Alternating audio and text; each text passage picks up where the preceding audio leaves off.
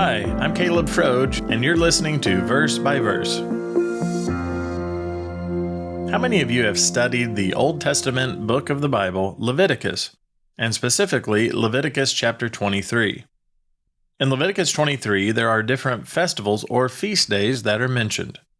One of the feast days mentioned in detail is the weekly seventh-day Sabbath, a weekly feast day. There are also details provided for 7 annual feast days, such as the days of unleavened bread, the Feast of Trumpets, the Day of Atonement, and the Feast of Tabernacles, to name a few. These were observed once a year. Leviticus 23 is a fascinating chapter to study, but are the feast days mentioned relevant for you and I today? Most practicing Christians have glossed over this section of Scripture, these feast days, and do not find them relevant for their life today. Why is that? Well, many conclude that the ownership of the feast days are tied to Moses and Israel, and are not for Christians to observe, especially those from Gentile backgrounds. Is it true that God never intended for Christians to keep these holy convocations? Is it true that they are feasts in which the Jews have ownership of, or that Moses has ownership of? This brings us to our verse for today. The verse for today is Leviticus 23, verses 1 and 2. And the Lord spoke to Moses, saying, Speak to the children of Israel, and say to them, These feasts of the Lord, which you shall proclaim to be holy convocations, these are my feasts. These feasts are God's feast days. He has ownership of them, and it was God who spoke to Moses to proclaim them as commanded assemblies, holy convocations, set aside for a specific time to rejoice in. God has ownership of these days. But again, back to the question, are they relevant for Christians today? Should practicing Christians observe these holy days, these feast days? Well, let's first ask the question, what is a Christian?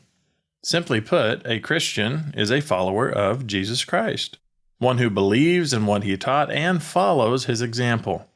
In 1 John 2 and verses 7 through 8, it says, He who says he abides in him ought himself also to walk just as he walked.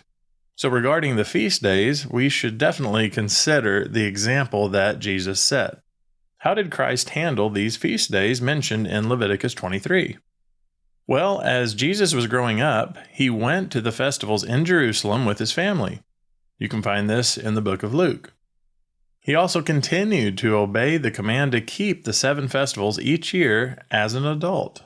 In fact, they were so important to him that even though the Jewish leaders at that time hated him and wanted to kill him, it did not keep him from entering into hostile territory to keep the Feast of Tabernacles. These feast days were very important to Jesus as a child and as an adult.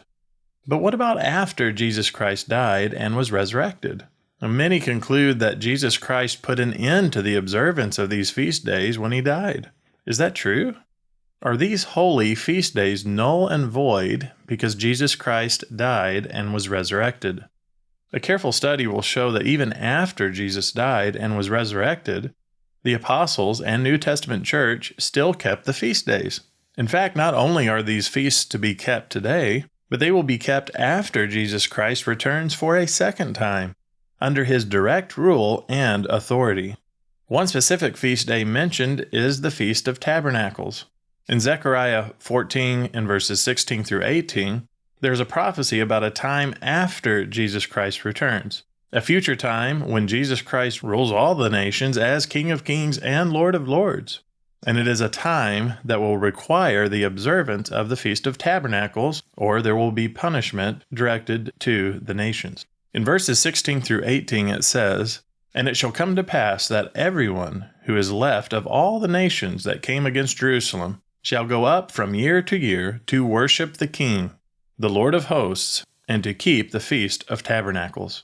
And it shall be that whichever of the families of the earth do not come up to Jerusalem to worship the King, the Lord of hosts, on them there will be no rain. So before Christ's first coming, the feasts were kept. While Jesus was here on earth, he set the example and kept the feasts. And upon Jesus Christ's second coming, the feasts of the Lord will be kept. So doesn't it make sense that followers of Jesus Christ today keep the feasts of the Lord? Verse by Verse is a Life, Hope, and Truth podcast. Check out the show notes to find more free content, like videos, articles, and booklets in our Learning Center.